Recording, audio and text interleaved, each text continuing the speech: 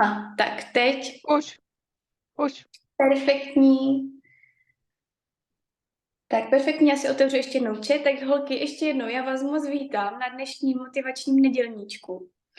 A už je to teda čtvrtý nedělníček v řadě, tak já doufám, že se vám tady tenhle ten koncept líbí a snad i holkám, které se potom dívají. My se zamutujeme asi, protože já tím špatně slyším. Ano, prosím, tak kdo aktuálně nemluví, tak se prosím zamutujte a zkuste vypnout i kamery možná, ať zkusíme, jestli to bude všechno fungovat. Já vítám tady na dálku ještě Markéta se teďka připojila, tak já doufám, že to bude všechno fungovat. Ahoj Markéta. Moc tě vítám. Zatím tě poprosím, aby jsi mohla zamutovat a vypnout kameru, aby se to tolik nesekalo. Tak a snad teda teďka všechno funguje, jak má.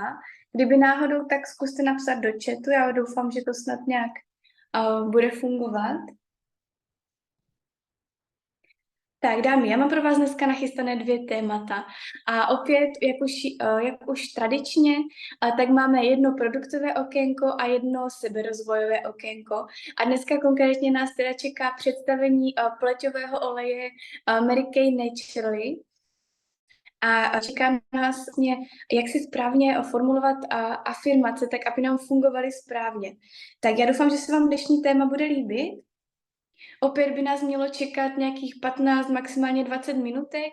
A tady ten koncept je vymýšlený tak, aby právě seděl jak kosmetickým poradkyním, tak případně zákaznicím, které se chtějí třeba dozvědět něco nového navíc. Tak a já už tady mám nachystaný tenhle náš úžasný, skvělý pleťový olejček. Kdo z ní máte zkušenosti, klidně zamávejte nebo napište do chatu. A já už tady o něm něco řeknu.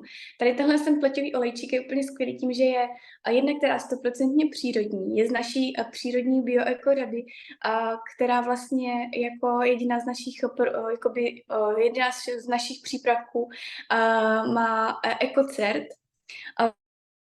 To znamená velice jako prestižní ocenění, že je to opravdu jako ekologický přírodní přípravek. A jinak teda hodí se pro všechny typy pleti tady ten olejček a mě teda velice překvapilo, že i kdo má pleť nějakým způsobem smíšenou, tak mu tady ten olejček je naopak, že je jako velmi příjemný.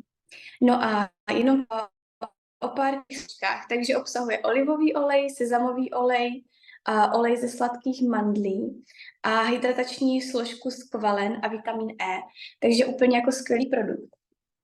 A nevím, holky, kdo ho používáte pravidelně, ale já jsem třeba zkoušela jsem používat jak samostatně celou řadu Naturally, tak jenom některé produkty v kombinaci třeba s Time Wise řadou. A musím říct, že se mi nejvíc osvědčila aplikace na noc, s tím, že ne před krémem, ale až po krému. Někdo by si řekl, že tou konzistencí ten pleťový olej je přece podobný séru, ale tím, že ty pleťové oleje jsou malinko méně hydratační než třeba naše hydratační antioxidační krémy, tak se mi docela osvědčilo vlastně zařadit si ji do své večerní rutiny péče o pleť a dát si ji vlastně až vlastně po aplikaci. Nejprve aplikuju super séra, a pak teda teďka současně z té nové řady vlastně noční emulzi, krém a až na krém si potom dávám ještě pár kapek toho pleťového oleje a musím říct, že ta pleť je opravdu prostě do rána taková krásně sametová. Já teďka dám chviličku prostor někomu z vás, jestli někdo chce k tomu pleťovému to říct. Hlásí se někdo? Eliška, Paťka nebo Markétka? Já jenom se přiznám, že jsem ho dlouho nepoužívala. Většinou ho používám v zimě a víc než na obličej, teda normálně na tělo, nebo si ho dávám do vany, jako když si napouštím vanu, tak si ho tam dám místo takových těch třeba olejových kuliček, nebo tak si dám pár kapek takhle do vany. Taky super tip, moc děkujeme. A to je právě to super, že každá kosmetická poradkyně a i každá zákaznice chytané úplně jiné jako typy a má ráda úplně třeba jinou aplikaci. Ještě za Ano? mě teda je dobrý do suchých konečků na vlasy. Já teda jsem hodně jako tohle, takže když si umyju vlasy, tak si dám trošku do konečků prstů, rozetřu a vetřu to jako do konců vlasů. Perfektní, perfektní. Moc děkujeme, Eliško, za tipy. Já ještě teda musím říct, že když si ho teda dávám jakoby na noc až po krému, tak mám taky moc rád, když mi trošičku jako zbyde, že si to dávám na nechtovou kůžičku. Tak to je taky jako super tip. Ale jinak jako všechny zákaznice, kterým jsem ten olejček ukázala, tak jsou z něho jako nadšené. A všechny moje kosmetické poradkyně, u kterých jsme to jakoby zvládli, nějakém jakoby doporučování nějakých doplňkových produktů vyzkoušet, tak si ho právě taky oblíbili, taky si ho objednávají. Takže já jsem teďka po delší době se k němu opět taky vrátila. Přes léto jsem ho moc nepoužívala, ale teďka, jak je podzim, tak je zase to období, kdy chceme tu pleť jako více a kvalitněji vyživovat, tak si myslím, že je čas na to opět si připomenout náš olejček Mary Kay Naturally. A chce k tomu ještě někdo něco říct, Markétko? Máš ty nějaký tip od tebe nebo z tvého týmu ohledně tady toho pleťového oleje?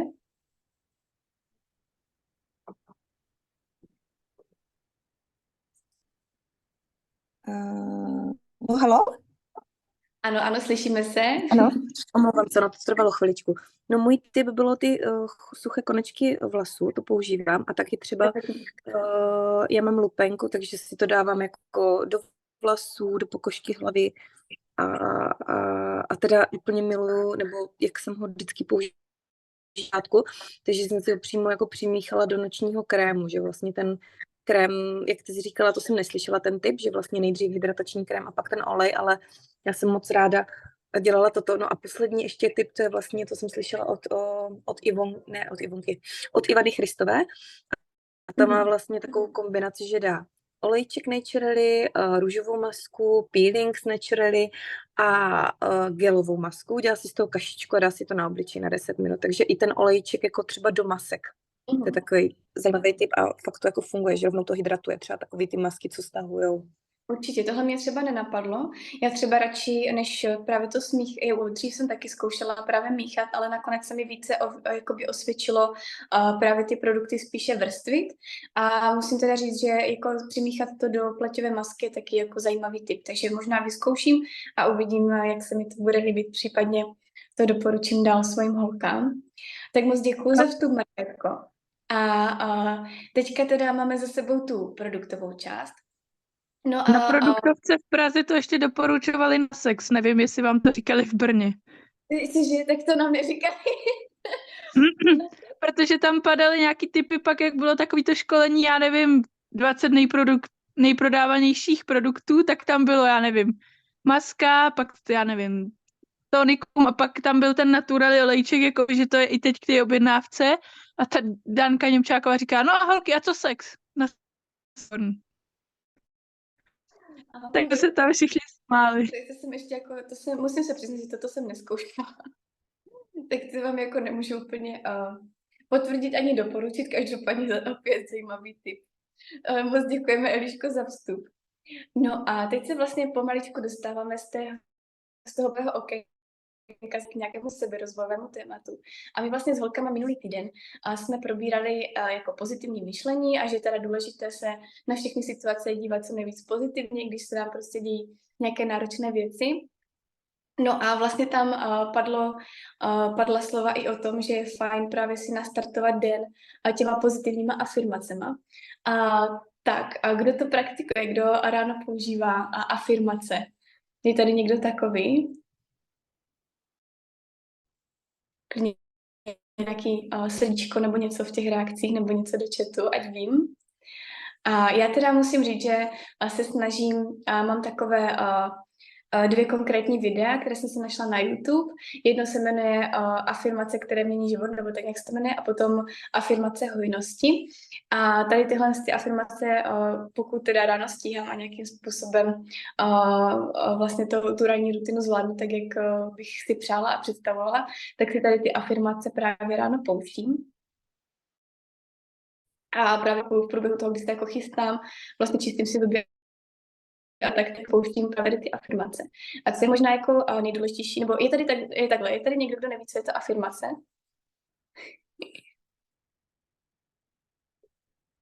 nikdo se nehlásí. Tak možná pro ty, kdo se ze záznamu na tenhle motivační nedělníček, tak afirmace jsou takové jako nebo jsou to věty, které jsou formulované tak vždycky pozitivně v přítomném čase a jsou to takové věty, které nám mají jako do toho dne nebo do toho momentu života a všeobecně jako přitáhnout ty věci, které chceme. Takže když řeknu takový nějaký příklad afirmace, které si tak já si říkám, nádherný den, že úžasně všechno dá. Tady ty formulace nám právě mají pomáhat právě tomu, aby to opravdu byla pravda, aby jsme byli vlastně naladění pozitivně na ten den a vlastně, aby jsme si třeba i přitahovali do života to, co chceme. Takže jedna taková moc hezká afirmace, kterou taky používám, je, že do mého života přichází správní lidé ve správný čas. Tak to je taky taková jako moc hezká afirmace. Pokud chcete, tak vám klidně do té naší messengerové skupinky a motivačního nedělníčku pošlu odkazy na ty 2 videa, které já si právě takhle ráno pouštím. Musím se teda přiznat, že to úplně, ale snažím se a myslím si, že to opravdu funguje, že když vlastně se člověk na to už ráno zaměří na to, aby prostě ten den měl hezký a soustředí se na to a vysílá právě to přání na to, aby se mu ten den dařilo. Takže se to opravdu daří, ale bohužel to teda funguje i naopak. Když člověk ráno stane, tak jak se říká, levou nohou, a od začátku už od toho, co se probudí, tak si říká takové ty věci jako bože, dneska je to úplně na hovno a prostě vůbec se mi nedaří a nechce se mi vstávat, tak opravdu ten den jako úplně pozitivní není. Takže a chce se to trošku naučit právě se soustředit na ty pozitivní věci a někdy teda musím říct, že když nestíhám si, nebo když zapomenu si takhle ráno pustit ty afirmace při těch ranních přípravách, tak si někdy pouštím ráno v autě, když už teda někam cestuju. Tak to jsou takové moje tipy a opět ta otázka na Elišku, na Paťku nebo na Markétku. A máte k tomu něco, co byste třeba chtěli říct? Máte nějakou svoji oblíbenou afirmaci, kterou používáte? Eliško? Já teda žádnou jako zatím úplně oblíbenou nemám, ale většinou si některý ráno se vždycky říkám, tak a dneska něco prodám, nebo dneska se ozvu nějaký zákazníci, nebo se ozve nějaká mě. A většinou to funguje. Minule jsem říkala, dneska něco prodám a furt nebylo komu. A pak mi přišla odpoledne objednávka od zákaznice, že sama se jako mě kontaktovala, že by něco chtěla. Takže většinou vždycky, když se jako ráno stanu a nastavím si, že to bude dobrý, nebo jdu do práce s tím, že to bude dobrý, nebo prostě na nějakou akci, že se mi bude dařit, už jako ráno se prostě probudím a první nezapomenu si to říct, tak se mi většinou něco to podaří. Super, perfektní. Tak jo, a Markétko, máš něco k afirmacím? Já jsem se odmutovala, tak jak k afirmacím. Já jsem hodně takový vizualizace, no prostě jednu dobu, když jsem ty afirmace objevila asi před 12 lety, tak já jsem vyloženě jako je úplně prožívala a fakt jsem si to přitahovala do toho života, takže na mě fungují jako velice dobře a tak, jak jsi říkala, i ty negativní, takže na dneska ráno prostě to probuzení už bylo od noci blbý a od předešlého dne, takže se jako neznásilňuju, abych prostě rychle něco poslechla, ale když to jenom trošku jde, tak se snažím právě jako na tu vlnu dostat a právě já mám třeba doporučení na vzorec pro život, to teď si nespomenu té paní, ale ona má moc příjemný hlas a i nás školila v Praze a dělala nám jakoby coaching a ona má úplně nádherně nahrané videa a je to afirmace 21 denní výzva afirmací nebo 10, nebo já nevím, jestli jsi o tom slyšela. Já si myslím, že možná máme ty stejné testy. Je to možné. Myslím si, že nejsem úplně jistá, ale hodně to ovlivňuje, no. Takže nezapomenu, tak někdy fakt jako jedu tu výzvu 21 dnů, ale nikdy zase vůbec, no. Takže děkuju za připomenutí a zítra si dám. Perfektní. Tak moc děkuju. A ještě se zeptám Pati, jestli nám chce něco říct. Klidně třeba do chatu, nebo jo, nebo ne, záleží na tobě. Nevím, jestli mi to teda funguje. jestli mě Funguje, slyšíte. krásně tě slyšíme, perfektní. Výborně. No, já asi jako úplně nikdy jsem o tom tak jako neslyšela, ale tím, jak jsme to tady rozebrali, tak si myslím, že to začnu taky dělat. Perfektní. Tak moc děkuji za vstup. Jsem moc ráda, že to třeba bylo pro některé z vás obohacující. A tím pádem jsme vyčerpali vlastně obsah toho dnešního motivačního nedělníčku. Já jsem právě ráda, že to takhle, že to jako odsýpá a vlastně je to naplněné těma informacema a je to takové jako akčnější.